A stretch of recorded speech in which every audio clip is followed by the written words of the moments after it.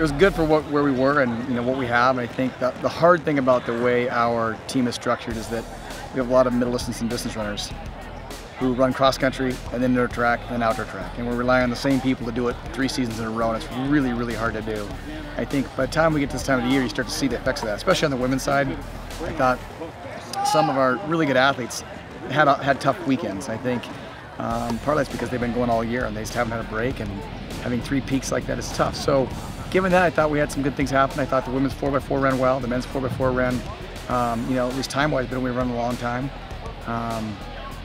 I think obviously the women's 800 went exceptionally well, and the men's 1500 was really good. I thought Hassan doubling back off that 10K, that's a really tough double. He did a great job.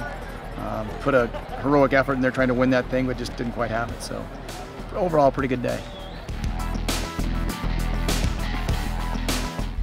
It was tough with the wind, but it was kind of nice to literally tempo the first part of the race, so that was nice. But it definitely was hard closing hard in the last 400, but it was fun, and I think I closed a pretty good time, so that made me feel better when I realized I didn't feel too great coming down that home stretch. But it was also nice to have the screen to see how close people were, so I would know if I need to try to change gears if I needed to.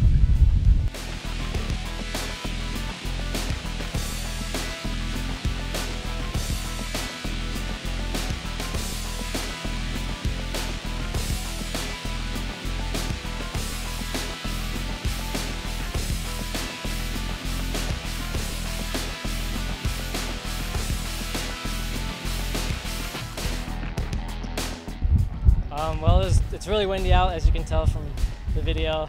The plan was just to not lead at all, and if we were going to lead, just, I guess, try not to push the pace so we don't burn ourselves out before the last lap. So that's kind of what the plan was, and it worked out okay.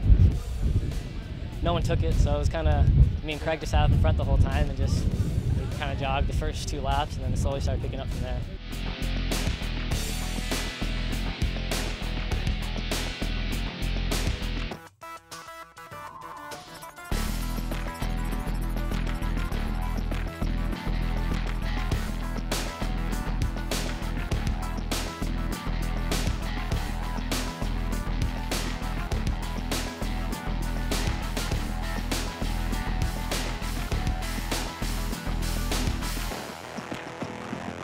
We got a bunch of kids going down to regionals, and again, it's this time of year. Not only our group, but groups all across the country are starting to feel the effects of some long seasons. And so, like I tell them, it's not necessarily now about who's the most talented athlete. It's about who can survive and advance. And that's kind of the way it is this time. It's just who can show up and bring a big effort when they just are starting to run on fumes. And we've typically done a pretty good job of that. So I'm hoping that we'll get several through. I think definitely Kayla, Savannah, Kaylee Dodd are all looking like those that would be favored to make it through, as Hassan Abdi and Josh Thompson, Craig Nowak all look pretty good.